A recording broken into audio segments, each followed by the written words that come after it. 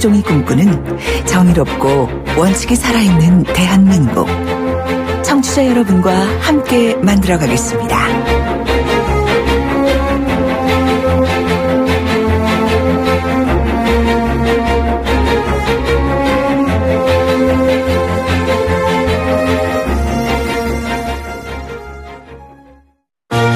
동부화재가 이름을 바꿉니다. 동부화재의 새 이름 DB 손해보험. 차보다 사람이 먼저라는 약속. 가족 사랑을 지키는 약속. 이름이 바뀌어도 그 약속은 그대로입니다. 동부화재의 새 이름 DB 손해보험. 뭐 먹지? 뭘 고민해? 태즈메니아산 아젤버거지. 무슨 소리? 세계적 프리미엄 와규지. 헐, 대박! 100% 한우 불고기 몰라? 하나도 놓칠 수 없다. 아재 와규 한우 불고기. 롯데리아. 살까 말까? 이번에? 다음에? 대형 SUV 망설이는 분을 위해 가장 사랑받은 기능만 모아 2018 맥스크루즈 출시. 프리미엄 SUV 더 이상의 고민은 없다. 2018 맥스크루즈. 현대자동차. 소통은 편해지는데 왜 사람들은 더 외로워지는 걸까요? 마음이 통하는 세상을 꿈꿔온 조아름 씨. 그 꿈이 손편지 사업으로 이어졌습니다. 진심은 언제나 통한다고 믿어요. 아름 씨의 꿈이 세상에 없던 길을 만듭니다. 기프트카가 그 길에 함께하겠습니다. 현대자동차 그룹. 하이마트 모델 에이핑크입니다. 핑크한 겨울 내시도록 하이마트가 준비한 롯데 하이마트 해피엔딩 세일. 포근해지는 가격, 따뜻해지는 혜택. 12월 1일부터 25일까지 자세한 사항은 매장에 문의하세요. 하이마트로 가요. 돌려보고 비틀어보는 오늘의 이슈. 이종훈의 뉴스 측면 승부. 네, 오늘 핫이슈 한 가지 돌려보고 한번 비틀어보겠습니다. 시사계의 측면 승부사 이종훈 박사 오셨습니다. 안녕하십니까? 네, 안녕하세요. 오늘은 어떤 이슈입니까? 1000%. 1000%가 있습니까? 10,000배는 있을 수가 있는데 1000%. 아, 네. 10,000배가 있으니까 1000% 그러니까 있겠다. 100% 곱하기 100. 하면 이제 확실하다 1000%. 이 말이네요. 예, 그만큼은 이제 확실하다. 예. 분명하고도 분명하다. 뭐가 이런 얘기를 10%입니까? 누가 이런 말 했는지 궁금하죠. 예, 누가 했습니까? 김종백 씨라고요. 누군데요? 주식회사 다스 이상은 회장의 전 운전기사가 오늘 한 인터뷰에서 한 얘기입니다. 아, 또 이 좋은 이야기 안 나온 것 같아요. 운전기사 딱 이러는 거 보니까는. 네. 그죠? 다스 관련한 내용인 거죠. 자, 그래서 궁금하네요. 다스는 누구 겁니까? 예, 예, 다스는 이게 누구 굉장히 겁니까? 오랫동안의 화두였는데 예. 이 기사분께서 이 기자가 정말 다스는 누구 겁니까? 라고 인터뷰 때 물었더니 그렇게 답을 했습니다. 예. 나는 MB 거라고 본다. 100% 확신한다. 아니 10,000% 확신한다. 다스 전 직원은 물론 협력사 직원들도 다 그렇게 생각한다. 네. 여기에 더 이어서 서울시장 되기 전에 MB가 다스에 오면 사장 왔다라고 예. 직원들이 말하곤 했다. 예. 서울시장이 되기 전까지 자주 왔다. 그때 다스 김성우 사장, 권 XX 전무가 나가서 수행하고 보고했다. 네. 네. 그리고 이분들이 또 서울 가서 자주 보고했고 주로 토요일에 갔다. 이런 증언까지 쫙 했습니다. 네. 앞으로 운전기사도 함부로 쓰면 안 되겠네요. 겁나서 이게 쓰겠습니까? 아, 그렇죠. 네. 아니, 그러니까 좋은 일만 하시면 나쁜 일을 안 하시면 아니, 이런 근데 좋은 일, 나쁜 제보 일. 증언이 나올 리도 없죠, 뭐. 좋은 일, 나쁜 일을 떠나서 뭐든지 비밀이 지켜져야 되는 게 기본적인 병가지 상사에다가 네. 본부의 상사이지 않겠습니까? 뭐 근데 이분은 뭐 때문에 이렇게 김백 뭐라 그러셨죠 아까? 조남이? 김종백 네. 기사님. 이분이 확신하는 근거는 뭡니까 그러면? 네. 그러니까 증언 그대로 제가 말씀을 드릴게요. 예. 그러니까 2008년까지 다스가 100% 수기장부를 썼다는 겁니다. 손으로 썼다는 거죠. 예. 뭐 이게 굉장히 좀 전통적인 방식이긴 한데 그러니까 MB가 돈을 가져다 써도 이 장부를 깨끗하게 하려고 일부러 그렇게 했다는 거고요. 네. MB가 수시로 가져다 쓰고 정기적으로도 다스에서 돈을 받아갔다. 네. 언젠가 이상은 회장이 김성우 사장에게 요즘도 동생이 돈 가져가냐라고 묻기도 했다. 예. MB가 타는 차도 다스에서 항상 현금으로 결제했다. 그래서 이제 기자가 또 물었죠. 아니 대통령이 되고 나서는 어땠습니까? 네. 대통령이 되고 나서도 자주 보고받았다. 보고받은 주체는 MB입니다. 네. 나는 감사 비서실팀이 청와대에서 주로 BBK 관련된 보고를 하는 것을 목격했다. 예. 신학수 감사와 XX 감사가 주로 청와대 민정수석실 다스 담당자와 이야기했다. 예. 그러니까 그 당시 민정수석실에 이분 말대로라면 예. 다스 담당자가 아예 있었다. 이런 얘기가 되는 겁니다. 네. 갑자기 그 말씀하시니까 전병헌 전 민정수석도 정무수석도 생각이 나네요. 이분도 청와대 네. 가셔가지고 끝까지 계속해서 게임 업체 e스포츠 협회 챙겼다는 거죠. 그러니까요. 네. 그러면 김종백 씨라는 사람이 이 한 정언을 신뢰할 만하려면 김종백이라는 사람도 신뢰할 만해야 되잖아요. 그렇죠. 예. 그런데 아마 그 일하는 동안은 꽤나 예. 그러니까 신뢰를 받고 일을 한 것 같아요. 그러니까 무려 그 18년 동안 일을 했더라고요. 어이구야. 그러니까 1997년 3월 달에 입사를 해서 예. 2015년 1월까지 일을 했다 그럽니다. 게다가 이제 그 실세 가운데 실세 그 다스에 예. 뭐 실제로는 이제 이분 소유로 돼 있잖아요. 이상은 회장의 형이죠. 이제 운전기사였던 거고, 그러니까 예. MB 형입니다. 예. 그리고 이제 이게 이상은 회장이 주로 집안일을 많이 도맡아 했답니다. 예. 그래서 뭐 김유록 여사가 경주에 왔을 때도 이분이 모시기도 하고, 네. 또 뭐 집안 사람들이 와도 무조건 이분이 가서 운전을 하고, 그러니까 사실상 거의 그 이상은 회장의 운전기사이자 사실상 집사 역할을 했던 분이기 때문에 이 증언 내용에 상당히 좀 신뢰도가 높다라고 일단은 보고 있습니다. 그러면 옛날에 BBK 그저 특검 수사할 때 네. 특검진들은 뭐 했습니까? 그러니까요. 그게 지금 요즘 안 그래도 논란이 좀 되면서 예. 지금 뭐 시민단체 쪽에서 그 이명박 전 대통령 다스 실소유하면서 이 120억 원대 비자금 조성해서 횡령했다. 예. 그러니까 뭐 이명박 전 대통령이 딱히 실소유자라고 보기는 어렵기 때문에 네. 익명의 그 실소유주를 밝혀달라라고 이제 검찰의 수사 요청도 좀 들어가 있는 상태고 예. 또 참여연대하고 그 민변 쪽도 그 정호영 특검이 그 당시에 이 비자금 관련한 수사를 하면서 이걸 그냥 덮어줬다. 예. 그래서 지금 직무유기 혐의로 또 검찰에 또 고발을 한 그런 그 상태이기도 하죠. 네. 네. 이게 수기로 했다 그랬으니까 네. 이걸 기록한 경위 직원도 있을 거 아닙니까? 그렇죠. 예. 그 직원 찾으셨어요? 그 직원 아직도 다스에서 근무를 하고 있습니다. 그렇군요. 예. 그러니까 그 당시에 이제 20대 경리팀 직원 조모 씨였다고 그러는데요. 여직원이겠죠. 모르겠습니다. 예. 여직원일까요? 예. 근데 지금쯤이면 뭐 나이가 꽤 되셨겠죠. 많지 않을까 이렇게 생각이 되는데 하청업체 격리 담당 직원 이모 씨에게 이제 돈 관리를 맡겼다라는 거고 네. 그 이모 씨가 이제 부모, 형, 친인척 이름으로 이제 어떻게 보면 이제 갑 회사에서 요청이 왔으므로 이걸 이제 차명으로 만들어서 이제 투자를 해가서 이게 꽤 많이 불었다는 거 아니에요? 네. 그러니까 원래는 80억 조성했는데 이게 120억이 됐다는 얘기고.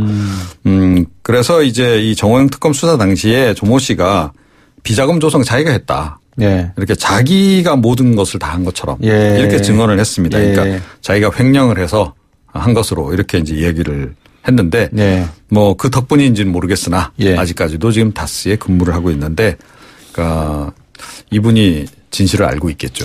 조모 씨도 궁금한 게 그러면 자신이 돈을 좀 벌었나요? 자신도 차명계좌 만들어갖고 이명박 전 대통령의 친인척 이런 사람들 돈을 다 투자해서 벌어줬으면 자신도 돈 좀 만졌겠네요. 그러면? 뭐 모르겠죠. 월급을 많이 받는지 뭐 특별 보너스를 계속 받아왔는지 이건 뭐 저희가 알 길이 없죠. 이 두 사람의 모습이 이렇게 교차가 되네요. 김종백이라는 운전기사분하고 이 조모 씨. 한 분은 충성을 맹세하고 한 사람은 배신을 했다. 그 얘기를 좀 하시고 싶은 거 아닙니까? 그렇죠? 네. 그렇죠. 참 사람 마음 물길 속 10길은 알아도 사람 마음 한 길을 모른다더니 오늘 말씀 여기까지 듣겠습니다. 고맙습니다. 네. 시사평론가 이종훈 박사였습니다. 청취자가 묻고 박 박사가 전한다. 방송을 들으시면서 궁금하신 사항은 문자 메시지로 보내주세요. 샵 0945번 우물정 0945번으로 짧은 문자 50원 긴 문자 100원의 정보 이용료가 있는 문자 메시지로 보내주시면 박 박사가 꼼꼼하게 읽고 인터뷰에서 대신 질문해드립니다. 오늘 들으신 인터뷰 방송은 YTN 라디오 곽수중의 뉴스 정면 승부 홈페이지나 팟캐스트 팟빵을 통해 다시 확인하실 수도 있습니다.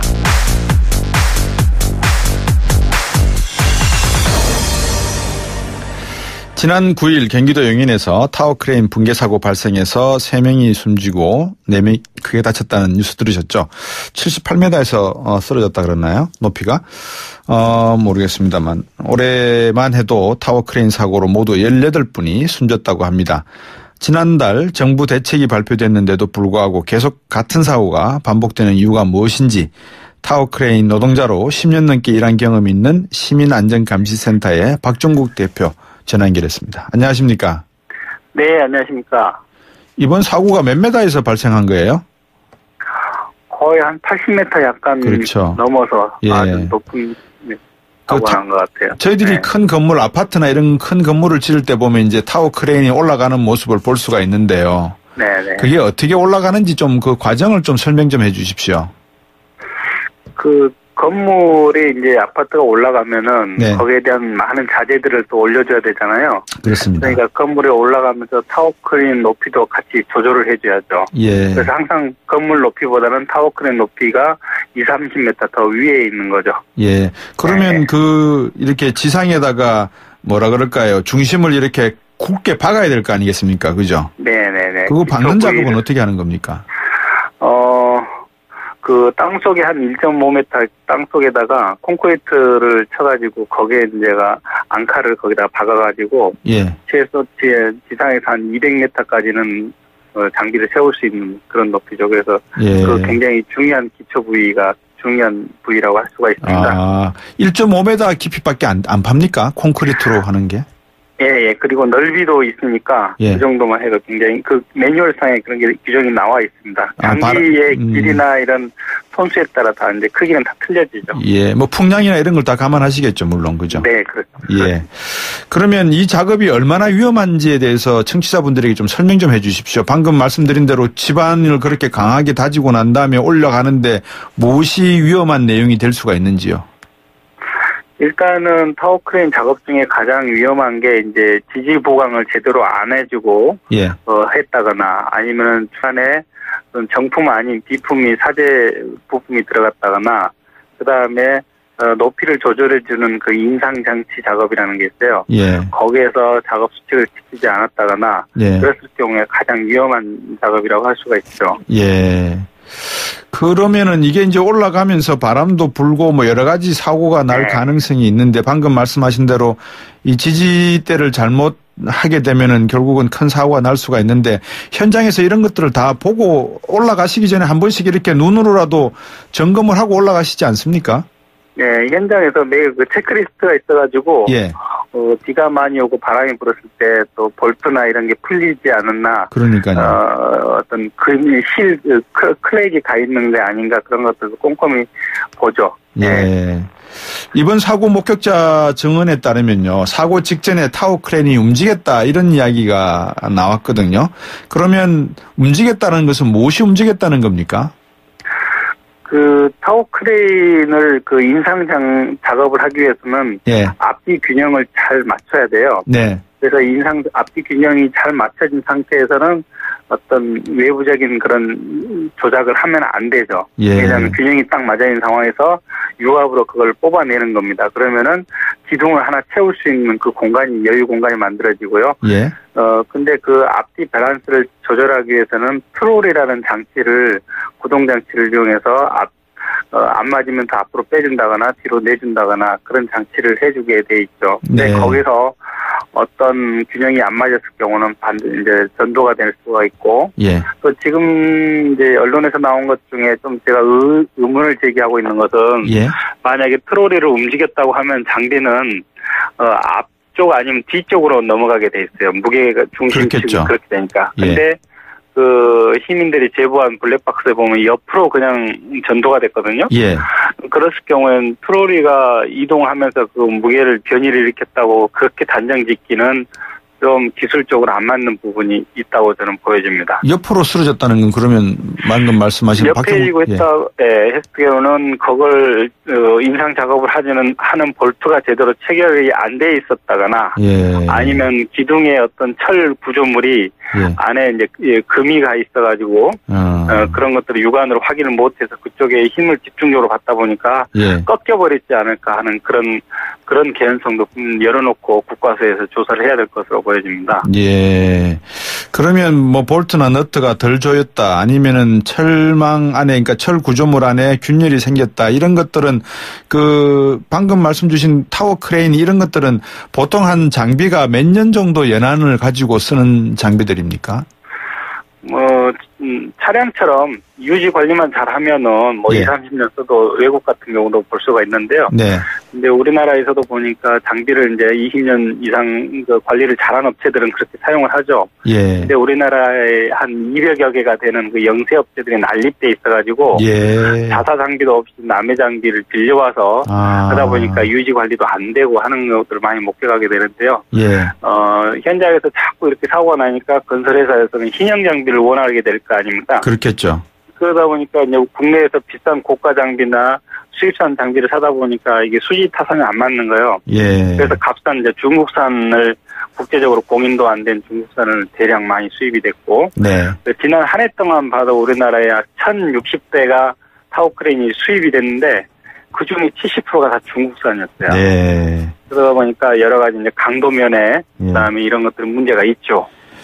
제가 이제 그 질문을 사실상 드리려고 그랬어요. 이게 중국산 제품이 어느 정도 비중을 차지하고 있느냐 이걸 여쭤보려고 했는데 이게 우리 박종국 대표님 보시기에도 이게 중국산 제품의 유입 급증 저가 제품의 급증으로 인해서 생길 수 있는 사고 개연성이 많이 늘어났다 이렇게 봐도 큰 무리가 아닙니까 현장에서 말할 때? 가격 경쟁력에서 우리나라 장비 업체들이 해볼 수가 없으니까 우리나라 장비 업체들이 다 하나둘씩 지금 도산에 가고 한두 개 업체밖에 남아있지 않죠. 그러다 보니까 이제 중국에서 심지어는 최근에는 아예 조종석을 떼버리고 무인으로 조작하도록 그런 장비들이 또 급증을 하고 있고요. 우리나라 건설업체가 도산이 많이 되고 있다고 하시는데 왜 요즘 도산이 많습니까? 건설업체가? 건설업체가 아니고 장비 제작업체가 같은 중국산을 사고 국내산을 안 사니까 업체들이 채산성 악화 때문에 이제 도산되는 경우가 많이 있죠. 그 현장에서 10년간 일을 하셨지 않습니까? 타워크레인 현장에서 그죠? 우리나라 현장에서 일하고 계시는 여성분들은 전체 타워크레인 작동하시는 분들 중에서 한 몇 %입니까? 우리나라 여성분들이 한 300여 분 정도 있는 것으로 제가 알고 있습니다. 아이고야, 많이 계시네요. 그 매번 사고를 200m 정도까지 올라가셔서 작업을 하시다 보면 안전이 가장 큰 문제이시고 뭐 화장실 가거나 식사하시는 건 둘째 문제 치고 말입니다. 그 매번 이렇게 사고 예방 대책과 사고에 대한 고민이 많으셨을 건데 정부 대책은 어느 정도까지 되어 있고 정부는 어느 정도까지 현장 점검을 하고 있고 또 현장에서 감독관은 어느 정도까지 이 문제를 심각하게 들여다보고 있는 겁니까 지금? 그 타워크레인은 한번 사고 나면 아주 대형 인명 피해가 발생되잖아요. 그렇죠. 특히 요즘에 이제 고층화되고 대형화되다 보니까 도심 주택가에도 공사 현장들이 많고 그랬다 해서 타워크레인이 계속 그 타워크레인에 대한 의존도가 갈수록 증가가 되죠. 근데 타워크레인 업체들이 워낙 영세하고 장비 임대료만 해도 20년 된 장비 임대료를 지금도 받고 있으니까 그 노후 장비나 이런 체계적인 유지 관리가 전혀 안 되는 상황이다 보니까 이런 문제가 받고 있고 또 설치 해체하러 다니시는 그런 팀들도 이제 하도급을 주다 보니까 워낙 영세해요. 제대로 된 임금도 지급할 수 없는 그런 영세 업체들이 이제 하도급을 받아가지고 하다 보니까 일용직 형태로 고용을 해서 그때그때 일감 따가지고 다니는 그런 후진성을 면치 못하고 있죠. 그래서 이런 분들은 좀 등록제로 좀 해서 정말로 좀 그 경쟁력 있는 그런 업체들이 위험한 장비를 만지도록 해야지 이런 식으로 그냥 떴다 방식으로 놔두면은 안 되지 않을까요? 이게 지금 떴다 방식으로 운영이 되는 그거군요, 지금. 그렇죠. 현실적으로는. 그러면은 말씀하십시오. 설해체를 이 36시간 산업안전공단 교육을 이수를 해야 되거든요. 설해체 작업을 하기 위해서는. 34시간요? 36시간이요. 36시간, 예. 네, 그분들이 하는데 그 교육이 지나치게 이론식 교육에 그쳐가지고 예. 현장에서 가보면 처음 만져본 장비도 있다고 그러고 그래서 좀 그 교육도 좀 현실화시킬 필요가 있을 것 같고요. 예. 타워 크레인 이게 자격증을 받으시려면 보통 어느 정도 뭐라 그럴까요? 자동차 운전 교습장에 가서 저희들이 교육 받듯이 이것도 교육 받아야 되는 거 아니겠습니까, 그죠? 네, 타워 크레인을 조종하려면은 그 민간 학원들이 있습니다. 예. 거기서 한 6개월 정도 학원 다녀가지고 6개월. 시험을 합격을 해서 예.